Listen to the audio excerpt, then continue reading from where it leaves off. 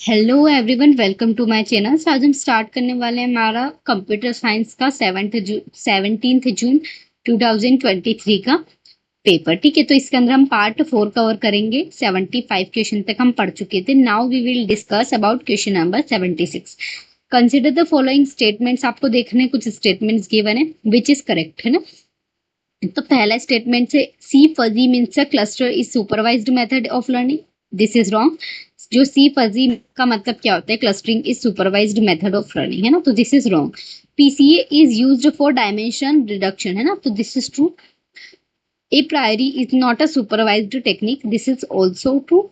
When the machine learning models becomes so specially tuned to its exact input data that it falls generalized to other similar data called underfitting. ठीक है, सो यहाँ पर जो हो जाएगा D वाला बिल्कुल रॉन्ग हो जाएगा। तो थोड़ा सा इसको डिटेल में समझ लेते हैं। सबसे पहले मैं बात करती हूँ सी फजी का मतलब क्या होता है। ये इनकरेक्ट क्यों है? क्योंकि सी फजी का मतलब होता है unsupervised method, not a supervised one. Clear है? That is why this is wrong. This statement is principal component analysis यानी PCA is commonly used for dimensionally reduction machine learning के लिए। ठीक है, सो दैट इज वाई कि it is correct. ठीक है, ए प्रायोरी is used, आपको पता है, हमने पढ़ लिया है, अनसुपरवाइज्ड लर्निंग है। When a machine learning models become, the statement is wrong just because it describe the scenario of example overfitting, है ना। और यहाँ पे क्या लिखा था? Underfitting. So this is why कि we can say that it is not a correct. ठीक है, नेक्स्ट क्वेश्चन देखते हैं। नेक्स्ट क्वेश्चन है question number 77। Phases of compilers check the grammar of programming, है ना। तो कौन सा फेज है जो ग्रामर को चेक करता है? तो सिंटेक्स एनालिसिस। ठीक है, वो सिंटेक्स को चेक करेगा, कैरेक्टर्स, स्ट्रीम्स ऑफ कैरेक्टर को चेक करेगा। ठीक है, नेक्स्ट क्वेश्चन देखते हैं। नेक्स्ट क्वेश्चन है हमारे पास question number 78। Consider the following statements. आपको गिवन है, मतलब एक लैंग्वेज गिवन है। लैंग्वेज है W belongs to A B C is equal to N A W plus N B W is equal to N C W.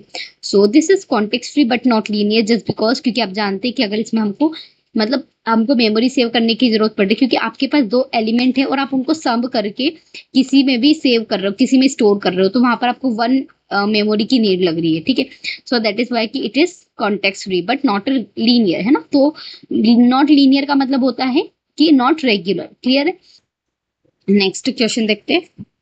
Next question है the compiler for high level language that runs on one machine to and produce code of other machine ना। तो हम जब high level की बात करते हैं तो उसके लिए हम एक कंपाइलर यूज करते हैं जो एक मशीन के लिए यूज करते हैं और उसको हम अदर मशीन कोड पे यूज करते हैं। तो this is called a cross compiler. ठीक है, नेक्स्ट क्वेश्चन देखते हैं।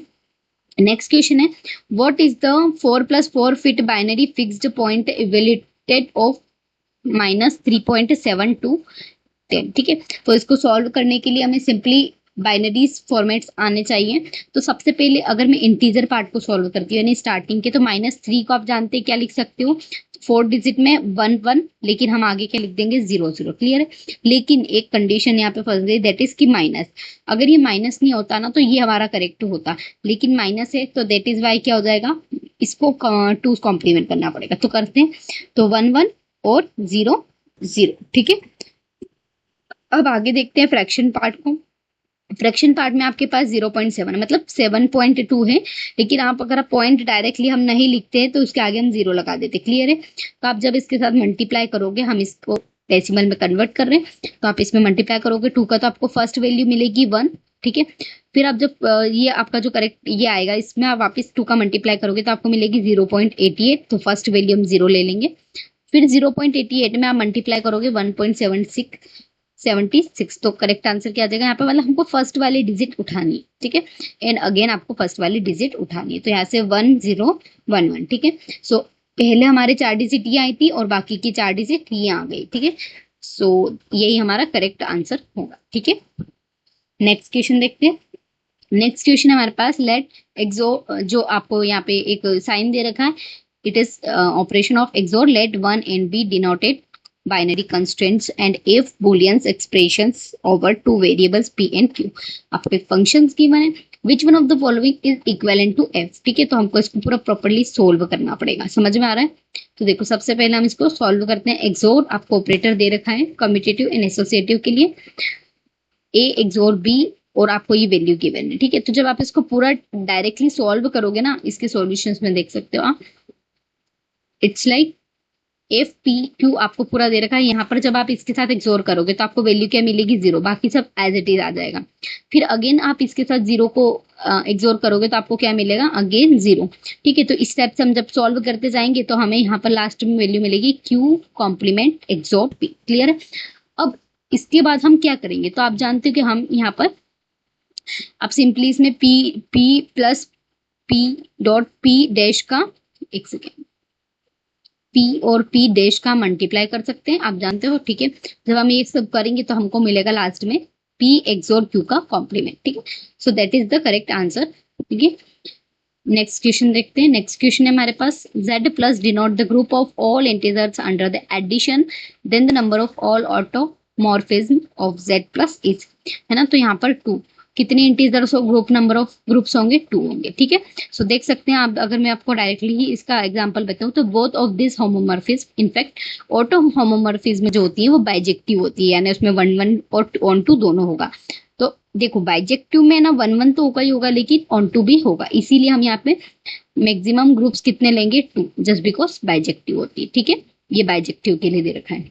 नेक्स्ट क्वेश्चन देखते हैं, इक्वेशन नंबर 83, ठीक है। आपको मेज द कॉलम दे रखा है, लिस्ट 1 और लिस्ट 2 गिवन है, तो इसको हम डायरेक्टली सॉल्व करते हैं हमारे सॉल्यूशन से। तो देखो सबसे पहले आता है CDMA, है ना, मैंने आपको बहुत अच्छे से पढ़ा है, code division multiple access is a digital cellular technology है that uses to spread spectrum technique, ठीक है। इसके अंदर हम क्या करते हैं, मतलब कोड को असाइन करते हैं, ट्रांसमिट करते हैं, enable of multiple access, hence multiple access इसका करेक्ट आंसर हो जाएगा। यानी कि कोड डिवीजन में हम क्या करते हैं, मल्टीपल एक्सेस करते हैं और कोड को डिवाइड करते हैं। GSM में क्या होता है, global system of mobile communication की बात करते हैं हम इसमें। It is standard development, Europe telecommunication standard institute ने इसको डिस्क्राइब किया था, ठीक। इसके अंदर हम क्या पढ़ते हैं, फ्रीक्वेंसी डिवीजन और टाइम डिवीजन, ये दोनों हमने बहुत अच्छे से डिस्कस किए।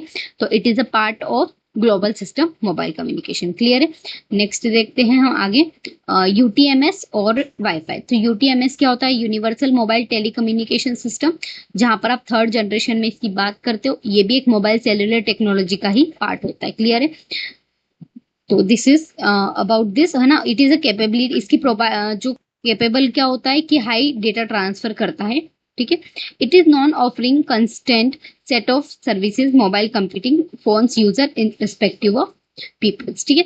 जैसे पीपल्स मूव करते हैं तो उनका जो डेटा या उनका जो नेटवर्क है वो लॉस नहीं होना चाहिए, सो ये उस टेक्नोलॉजी पे काम करता है। आप जानते हैं कि 3G में ये सब आ चुका था उस टाइम पे, तो it is belongs to universal mobile telecommunication system, ठीक है। लास्ट आता है वाईफाई की बात करते हैं। वाईफाई टेक्नोलॉजी आप जानते हैं, वायरलेस फिडिबिलिटी हम इसको बोलते हैं, है ना। इसको आप पता है किस लिए यूज करते हो, लैपटॉप्स, टैबलेट्स या स्मार्टफोन्स को कनेक्ट करने के लिए हमारे नेटवर्क को, है ना, इसलिए हम इसको यूज करते हैं, ठीक है। So this is all about this question. Next question देख लेते हैं,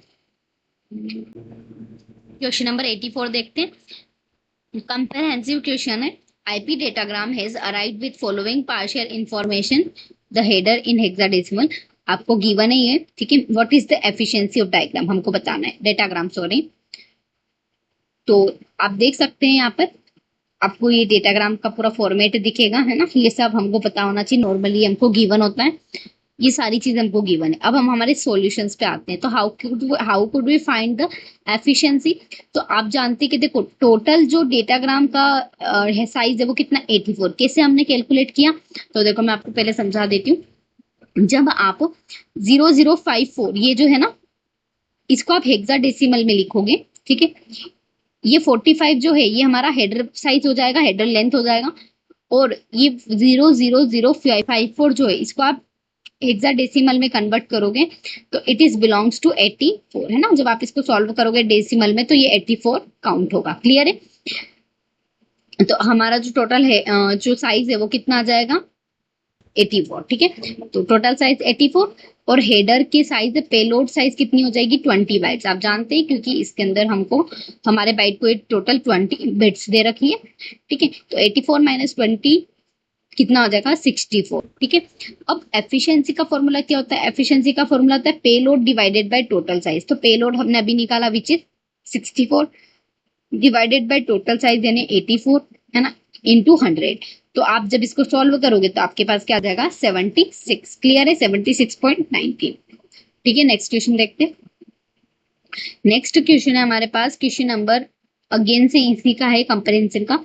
what is the protocols of payload being carried by packet? एक पैकेट जो है वो पेलोड को कैसे कैरी करेगा? तो आप जानते हैं आईसीएमपी हम इसलिए यूज करते ही नहीं है। देखो हम आईसीएमपी का यूज कहाँ करते हैं? एप्लीकेशन लेयर पे। क्लियर है, एचटीटीपी बिल्कुल नहीं, ठीक है, और आईजीएमपी नहीं करते हम इसका। ठीक है, टीसीपी प्रोटोकॉल ही है जो एक पैकेट्स को ट्रेवल करता है, जस्ट बिकॉज ये नेटवर्क लेयर पे काम करता है। ठीक है, सो यहाँ पर हम देख भी सकते हैं। ठीक है, नेक्स्ट क्वेश्चन देखते हैं। देखो नेक्स्ट क्वेश्चन है what is the size of datagram? तो अभी हमने कैलकुलेट किया साइज कितना होता है 84। इसको हम डिटेल में भी देख सकते हैं। देखो मैंने आपको बताया था कि जैसे आप 0.00054 को जब सॉल्व करोगे तो इस ये हेक्साडेसिमल में गिवन है आपको, है ना, तो इट इज हेक्साडेसिमल। और जैसे आप इसको सॉल्व करोगे तो 84 इन डेसिमल में वो कैलकुलेट होगा। ठीक है, सो नेक्स्ट क्वेश्चन देखते हैं। नेक्स्ट क्वेश्चन है हमारे पास question number 87। How many more routers can be packet travels? कितने जो राउटर्स है वो ट्रेवल कर सकते हैं पैकेट्स में? तो देख लेते हैं इसको। तो देखो सबसे पहले अगर हमने यहाँ पर हम जानते हैं कि जब आप बात करते हो 20 की, है ना, क्योंकि 20 बाइट्स और आप इसको हेक्साडेसिमल में इसको 20 बोल रहे हो। क्लियर है, लेकिन जब हम इसको डेसिमल में ट्रांसलेट करेंगे तो इसको डेसिमल में ट्रांसलेट करेंगे तो ये 32 आएगा। तो यहाँ से हमने दो चीजें सीखी कि जब आप 0.00005 0.0054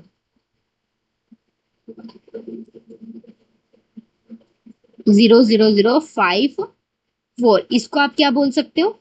इसको आप 84 बोलोगे। क्लियर है, और अगर आप बात कर रहे हो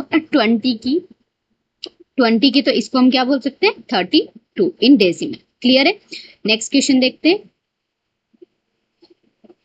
नेक्स्ट क्वेश्चन है हमारे पास question number 88। A B tree used an index for a large database table 4 levels. ठीक है, 4 लेवल्स है इंक्लूडिंग रूट नोड। ठीक है, a new keys inserted index. आपके पास मतलब 4 लेवल्स है, यानी कि रूट नोड, आपने रूट नोड बनाया, मान लो नॉर्मली हम ट्री बनाते हैं तो 4 लेवल्स। ठीक है, तो मैं डायरेक्टली इसको बनाती नहीं, मैं आपको बता देती इसको जैसे कि आपने बनाया। तो एक नोड, फिर 2 लेवल, 3 लेवल और 4 लेवल। ठीक है, a new key is inserted in the index then the maximum number of nodes could be newly created process। ठीक है, तो 5 हो जाएगा। इसका डायरेक्टली फॉर्मूला है, देख लेते हैं। देखो जब मैंने आपको अभी बताया था कि हम जब इसको बना रहे तो रूट नोड क्या हो जाएगी? देखो लेवल 1, लेवल 2, लेवल 3, लेवल 4। तो आप जब न्यू नोड क्रिएट करोगे तो वो यहाँ पर आएगी। ठीक है, सो इसीलिए जब आप इसको, जब इस फॉर्मूले को अगर आप वैल्यू पुट करोगे कि रूट नोड इज 1, अगर आप maximum number of nodes is newly created, तो हाइट कितनी है उसमें 1 प्लस करेंगे तो हाइट कितनी हो गई यहाँ पर? एज मतलब हाइट यहाँ पर। ठीक है, तो देखो हाइट कितनी हो जाएगी? 1 2 3 4। ठीक है, और 4 + 1 कितना हो जाएगा? 5। ठीक है, सो इसीलिए हम इसको बोल रहे हैं कि इसके जो नोड्स होंगे वो 5 होंगे। ठीक है, नेक्स्ट क्वेश्चन देखते हैं। नेक्स्ट क्वेश्चन है हमारे पास question number 89। Given below 2 statements आपको गिवन है। If F and G are 2 functions, f is equal to og but g is not equals to of, we say growth of rate g is smaller than f। ठीक है, तो this is not correct, statement is wrong. ठीक है, the class of decisions problems decide by TM in exponential time that is 2k being constant, this is also wrong, है ना, both statement wrong. ठीक है, next question देखते हैं। Next question है हमारे पास गिवन द 2 स्टेटमेंट्स, असर्शन है, रीजन है। असर्शन क्या बोल रहा है? Process involve the library functions created a thread, और जो रीजन बोल रहा है thread make a call to convey the resources and input output request of kernel. ठीक है, तो दोनों ही स्टेटमेंट करेक्ट है लेकिन एक्सप्लेनेशन नहीं है। ठीक है, it is not explanation of both. ठीक है, प्रोसेस जो है उसमें लाइब्रेरी फंक्शंस होता है जो थ्रेड को क्रिएट करता है, ट्रू, और थ्रेड जो है वो सिस्टम कॉल्स करता है और इनपुट आउटपुट की रिक्वेस्ट को, रिक्वायरमेंट्स को समझता है। ठीक है, नेक्स्ट क्वेश्चन देखते हैं। नेक्स्ट क्वेश्चन है 91th question. It is it is belongs to that comprehensive question, ठीक है। What is the header size, आपको गिवन हेडर साइज आपको पता है 20 बाइट है। अगेन सिमिलर क्वेश्चन है, ये रिपीटेड क्वेश्चन दे दिया इसने, ठीक है। तो यहाँ पे 20 बाइट्स हो जाएगा, आपने अभी कैलकुलेट किया है हेडर साइज, ठीक है। हमको अगेन से इसको पढ़ने की जरूरत नहीं है। नेक्स्ट क्वेश्चन देखते हैं। देखो, what is the main memory of hit ratio, main memory of hit ratio क्या हो जाएगा। देखो, तो जब हम इसको सॉल्व करेंगे तो आप देखो यहाँ पर कि अगर हम जब भी इसके अंदर मतलब जब आप इसको सॉल्व करोगे तो आपको इसके no any pages hit in main memory, जब आप सॉल्व करोगे ना तो आपके पास कुछ कॉलम्स और आंसर आएंगे। यहाँ पर पेज फॉल्ट्स निकालेंगे तो पेज फॉल्ट आएंगे लेकिन पेज हिट नहीं होंगे, ठीक है। दैट इज वाई कि वी कैन से दैट कि number of page elements is zero, है ना। पेज जो हिट होंगे वो जीरो होंगे, ठीक है, मेन मेमोरी में। नेक्स्ट क्वेश्चन देखते हैं। Consider again it T is stored in a column major format, what is the main memory of hit ratio, ठीक है। तो देख लेते हैं इसको। तो देखो, सबसे पहले आप क्या करोगे, यहाँ पर टोटल हिट्स कितने थे 17 इंटू, यहाँ पर लिखा है 17, ठीक है। 17 इंटू 1024, 1024 भी हमें क्वेश्चन में गिवन है, लुक लाइक दिस, ठीक है। ये रहा 17 रोज एंड 102 कॉलम्स, ठीक है। मल्टीप्लाई करेंगे, -17 से क्यों करेंगे, क्योंकि हमको टेम्परेरी 17 दे रखा है, ठीक है। तो माइनस करेंगे तो क्या आ जाएगा 17391, ठीक है। अब हिट रेशो का फॉर्मूला होता है total hit divided by total memory access into 100। आप जब इसको मल्टीप्लाई करोगे तो आपका आंसर आएगा 99.9%, ठीक है। तो आपको बस सॉल्व करना है, इसको फॉर्मूला याद रख के, ठीक है। नेक्स्ट क्वेश्चन देख लेते हैं। नेक्स्ट क्वेश्चन है, consider T is stored in a column major format, how many page falls will be encountered. तो देख लेते हैं कैसे हम इसको, वैसे तो जनरली मैं इसको बताऊं तो देखो, हमको जो यहाँ पर दे रखा है उसमें हम प्रिंट कितने करेंगे 17, लेकिन स्टिल हम फिर भी इसको देख लेते हैं हाउ कुड बी कैलकुलेटेड। तो देखो, सबसे पहले आपको कॉलम पर पेज निकालना है, तो कॉलम पर पेज कैसे निकालेंगे, पेज साइज कितना है 1024 आपको गिवन है, ठीक है। और रोज कितनी है 70, तो आप इसको डिवाइड करोगे आपका आएगा 60, क्लियर है। फिर आप टोटल पेज फॉल्ट निकालोगे, तो टोटल पेज फॉल्ट निकालने के लिए total column divided by column पर पेजेस, ठीक है। टोटल कॉलम कितना है, सॉरी टोटल कितने हैं 1024, सबके लिए हम 1024 ही लेंगे, डिवाइडेड बाय कॉलम हमने अभी निकाला विच इज 60, डिवाइड करेंगे तो हमारा आएगा 70, ठीक है। So this is the correct answer of this question. Next question देखते हैं, how many page faults will be encountered, ठीक है। कितने पेज फॉल्ट एनकाउंटेड होंगे, तो हमने फर्स्ट ही क्वेश्चन में ही फाइंड आउट करा था, तो देख लेते हैं इसको एक बार और। जैसे कि हमने कैलकुलेट करा था मल्टीप्लाई करके, तो देखो number of page faults is equal to number of columns, है ना, कितनी है 1024, और नंबर ऑफ पेज फॉल्ट्स कितने 70। तो जब आप इसको सॉल्व करोगे तो आपको 17,408 मिल जाएगा, ठीक है। नेक्स्ट क्वेश्चन देखते हैं। नेक्स्ट क्वेश्चन है, what is the fault ratio of row major and column major arrangement, ठीक है। तो आप कैसे सॉल्व करेंगे इसको, तो देखो पेज फॉल्ट रेशियो का फॉर्मूला क्या हो जाएगा, यहाँ पर number of page fault in row major और number of page fault in column major. तो कितने हैं अभी आपने निकाले, number of page fault in row major में 17,400 लास्ट क्वेश्चन में निकाला है, डिवाइडेड बाय कितने रोज में कितने हो जाएंगे 17। तो जब आप इसको सॉल्व करोगे तो रेशो आएगा 1024 रेशो 1, ठीक है। नेक्स्ट क्वेश्चन देखते हैं। नेक्स्ट क्वेश्चन है हमारा, consider two hostess P Q आपको गिवन है that are connected through a router, the maximum transfer unit MTU value of link between P and R 15,000 bytes between R and Q, ठीक है 8025. A TCP segment of size is 14,000 byte is transferred from P and Q, ठीक है, through R. Which of the IP identification value of 0x1234? Assume IP header कितना है 20 byte. Further, packet is allowed to be fragmented. Don't fragmented flag IP header. No set by P. Which one of the following is true? ठीक है, तो आपको बहुत सारी चीजें mention है विच इज, देखो सबसे पहले आपको P and Q host given है, क्लियर है। जो हम मेन चीज देख लेते हैं which is P and Q के बीच में जो MTU है यानी कि मैक्सिमम ट्रांसफर यूनिट वो कितनी है 15,000 बाइट्स, क्लियर है। और R एंड Q के बीच में कितनी है 82 बाइट, ठीक है। तो ये दोनों इंपॉर्टेंट है। क्लियर है। टीसीपी सेगमेंट का साइज कितना है 14,000 बाइट, ठीक है। और हम आईपी आइडेंटिफिकेशन की बात करते हैं तो इट इज हेक्साडेसिमल फॉर्मेट में आपको गिवन है। आईपी हेडर का साइज आपको गिवन है 20 बाइट, है ना, ठीक है। So this is all about this, ठीक है। अब हमको बताना है कि कौन से स्टेटमेंट्स करेक्ट हैं।